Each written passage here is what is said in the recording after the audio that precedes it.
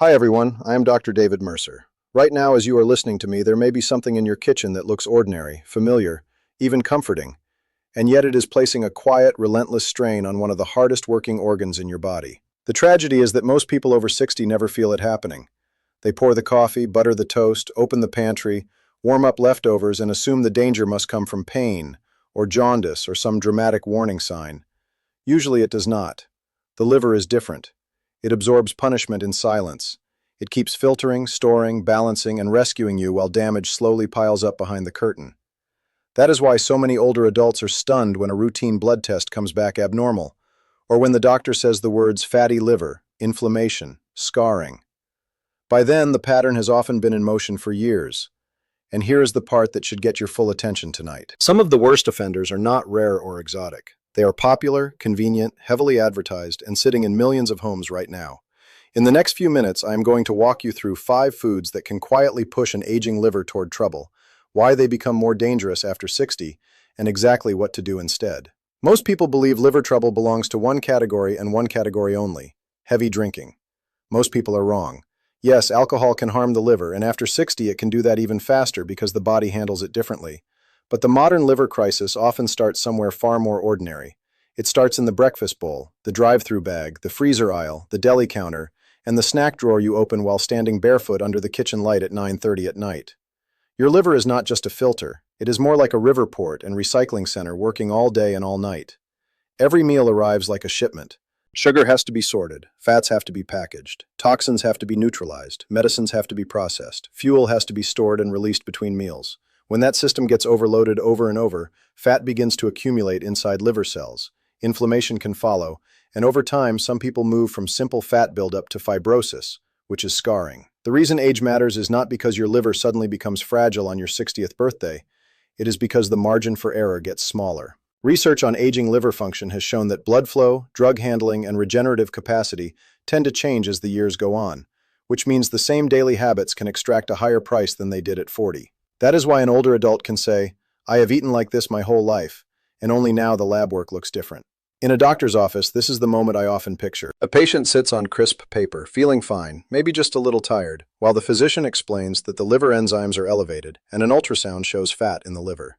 No pain, no warning siren, just a long string of small food choices finally showing up on paper. Keep that image in mind because it connects to something I will share shortly, and it leads us straight to the first 2 foods that do the most damage while pretending to be harmless. There was a study tradition in liver medicine that began with a simple question nobody took seriously enough at first. What if the damage was not coming only from what people drank at parties, but from what they consumed every ordinary morning and every hurried afternoon? The answer changed everything. Food number 1 is the category many people underestimate most: added sugar, especially in liquid form and in foods dressed up as wholesome. I am talking about soda, sweet tea, bottled coffee drinks, fruit punch, flavored yogurt, pastries, sweetened cereal, and even juices people pour because the label shows fruit on the front. Here is the reason for this, and it has everything to do with the way the liver handles fructose and excess carbohydrate. When large amounts arrive quickly, the liver can convert that overload into fat. Do this once and the body copes. Do it every day and you start building metabolic traffic your liver cannot clear efficiently. This is one reason fatty liver is tightly linked with insulin resistance, high triglycerides, and type 2 diabetes. Picture a breakfast table at 7 in the morning, a glass of orange-colored juice, a bowl of honey-coated cereal, toast from soft white bread with jelly. It feels light, it feels normal.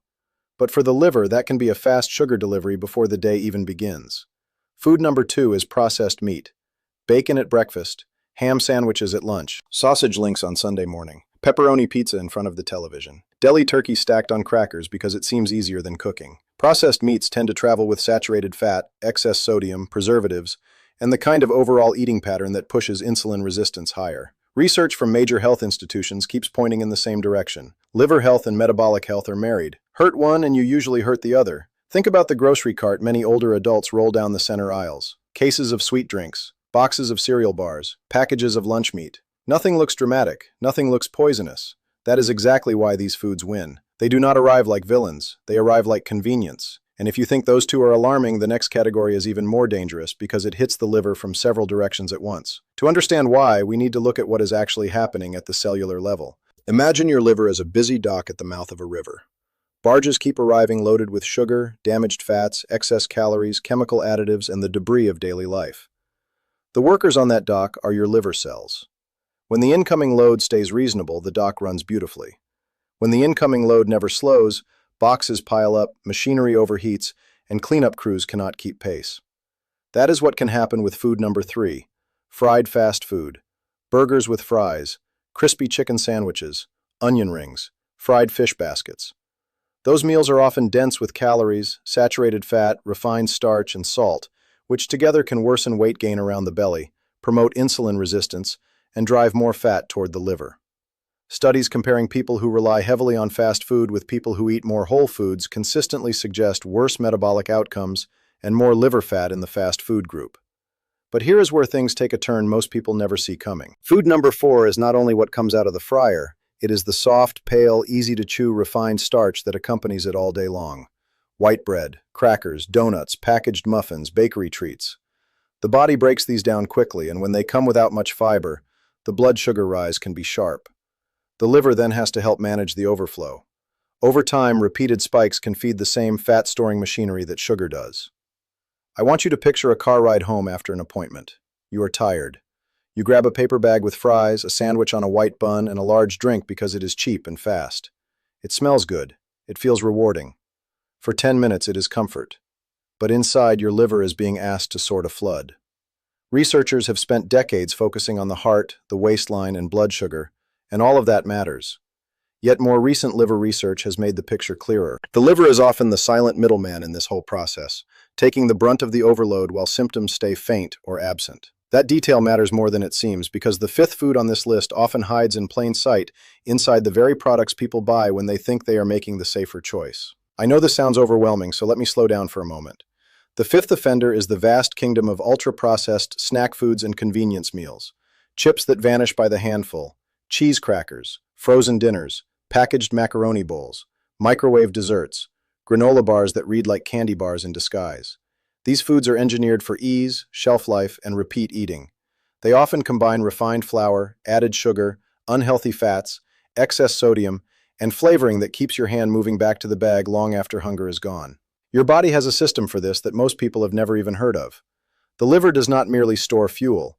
It constantly decides what to burn, what to package, what to send back into circulation, and what to tuck away for later. When meals and snacks are dominated by ultra-processed foods, that decision-making environment shifts towards storage, inflammation, and metabolic confusion. In plain English, the liver starts acting like a closet stuffed beyond capacity. Things get crammed wherever they fit. A little spill becomes a mess. A little swelling becomes an ongoing problem. Before I get to what to eat instead, you need to understand this first. After 60, food also interacts with the rest of your life in a different way. You may be less active than you were in your 40s. You may have more medications moving through the same liver that is already trying to manage fuel and inflammation. You may have sleep disruption, which can worsen blood sugar regulation.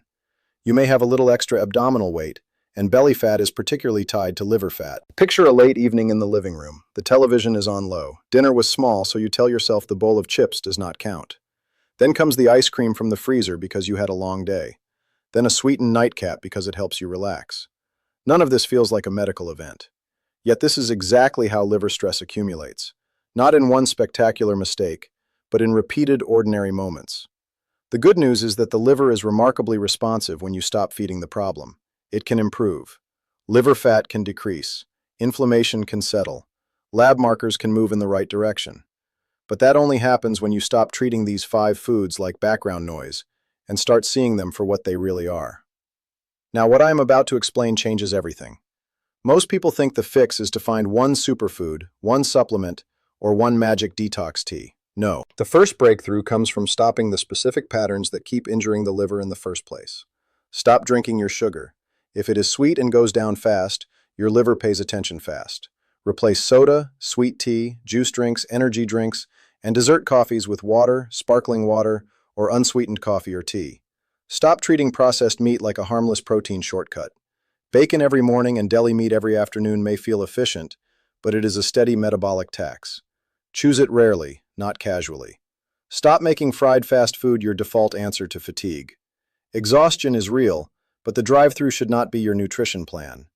Stop assuming that white bread, crackers, and packaged pastries are gentle just because they are soft. Soft on the mouth is not soft on the liver. Stop grazing from bags and boxes. Ultra-processed foods are built for mindless eating, and mindless eating is where silent damage thrives. Let me take you back to something that happens in pharmacies all the time. An older adult picks up blood pressure medication, maybe something for cholesterol, maybe a sleep aid, maybe a pain reliever, then grabs a sugary snack and a sweet drink on the way out because it has been a long morning. The liver now has to process all of it. This is why older adults need a lower tolerance for nonsense, not a higher one. And there is one more warning I do not want to leave unsaid. If you already have liver disease or significant risk factors, even alcohol that seems modest can add more strain, especially when combined with certain medications such as large doses of acetaminophen. This is the part many families miss because the habit looks civilized. A couple of drinks at a restaurant, a pain reliever later that night. No drama, yet the biology is still real. Every single day this continues, the damage compounds. The reason I am pressing this so hard is because people often wait for symptoms, and liver disease can stay quiet for a very long time. By the time fatigue, abdominal discomfort, yellowing, or unexplained weight change show up, you may have lost precious ground you could have protected much earlier. And this is exactly why waiting is not an option. Once you remove the worst offenders, you need to give your liver a different environment to work in. Think of a grocery trip done with intention instead of impulse. The cart starts to look different. Color appears. Texture changes. The center of gravity shifts from boxes to ingredients. Research from major clinics and public health organizations keeps circling back to the same pattern. A Mediterranean-style way of eating supports metabolic health and can help reduce liver fat. That means vegetables that actually crunch, beans that satisfy, whole fruit instead of juice, fish, olive oil, oats, plain yogurt, nuts, seeds, and modest portions of protein that are not wrapped in preservatives. Breakfast can become eggs with spinach, or oatmeal with walnuts and berries, or plain Greek yogurt with chia seeds instead of sugar-glazed cereal. Lunch can become soup with beans, salmon on a salad, or leftovers from a real dinner instead of deli meat and chips. Dinner can be grilled chicken, lentils, roasted vegetables, and brown rice with herbs instead of fried takeout and a sugary dessert. Black coffee or coffee with very little added sugar may even be helpful for many people, according to research that suggests regular coffee intake is associated with better liver outcomes. Notice what I said. Helpful, not magical. The truth is both simpler and more surprising than most people expect. Your liver does not need a cleanse. It needs relief. It needs fewer insults and more consistency. It needs movement, too. A daily walk after dinner helps your muscles use glucose, which means less traffic gets redirected to the liver. Let me ask you something. After hearing all of this, what is the one thing you are going to change starting tonight? Tell me below. Make it specific. Not, I will eat better. Say, I will stop buying sweet tea. Say, I will replace deli meat lunches 3 days a week. Say, I will stop keeping chips in the house. Small changes sound humble, but in liver medicine they are often the turning point. And the reason this matters goes far beyond a lab number on a sheet of paper. If you take nothing else from tonight, take this. Your liver has probably been protecting you far more faithfully than you have been protecting it. It has worked through every rushed breakfast, every celebratory dinner, every convenience snack, every holiday plate, every season of stress, and every period when taking care of yourself slipped to the bottom of the list. That loyalty deserves to be returned. I want you to picture 2 futures. In one, nothing changes. The pantry stays full of the same easy traps. The freezer stays packed with ultra-processed comfort. The drive-thru remains the answer on tired afternoons. The next blood test is a little worse, then another one, then a scan. Then appointments become more serious, and the language gets heavier. In the other future, your kitchen begins to change one shelf at a time. Sweet drinks disappear. Processed meats become occasional instead of automatic. Fried foods stop being routine. Whole foods take up more space. Walking becomes part of the evening. Weight slowly shifts in the right direction. Energy steadies. Lab work begins to move. Your liver gets breathing room. That is not fantasy. That is biology responding to mercy. As Dr. David Mercer, let me say this to you as plainly as I can. After 60, your body is not asking for perfection. It is asking for partnership. It is asking you to stop handing it work it can no longer absorb without consequences. And if you have already been told you have fatty liver, prediabetes, high triglycerides, or elevated liver enzymes, please do not treat that as a sentence. Treat it as a message. Your body is early enough to be heard. Talk with your doctor. Ask what your liver numbers mean. Ask whether your medications, weight, blood sugar, and diet are all part of the same picture. Then act with urgency, not panic. Because panic fades. Habits save. You now know what most people will never learn until much later, if they learn it at all. Use that knowledge the next time you reach into the refrigerator, the next time you stand in a grocery aisle, the next time you are tempted to call convenience harmless. This is not just about your liver. It is about your strength, your independence, your future holidays, your walks, your mornings, your time with the people who love you. Protect that time. Protect that future. Protect yourself. And if there is someone in your life over 60 who still believes liver trouble only happens to other people, send this to them tonight. It could change far more than their next meal. Most people will watch this and immediately change what is in their kitchen.